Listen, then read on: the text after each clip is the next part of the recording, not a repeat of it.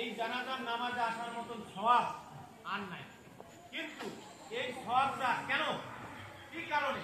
এই জানাজার নামাজে শরীরে মানুষ অনুতপ্ত হয়, মানুষ অনুশোচনা হয়, মানুষ মনে করে আমিও মরবো, অন্তরটা একটু কাঁপিয়ে ওঠে, মানুষ কান্না করে, চোখের পানি যত ধরাবেন আপনার অন্তর্জামী এই ঘটনাকে দেখতেছেন। আজকে আহারে গেল লোকটা শুনলে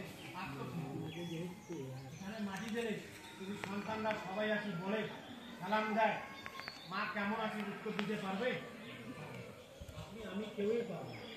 যাই হোক, আমরা প্রত্যেকে চেষ্টা করি, আমরা প্রত্যেককে এখান থেকে ওয়াদা করি, বয়স কিন্তু সবাই আছে, কয়টা বাচ্চা, আমরা ওয়াদা করি, আমরা এরাদা করি যে আমরা আজকে থেকে আমরা 5 ওয়াক্ত নামাজ পড়ব ইনশাআল্লাহ।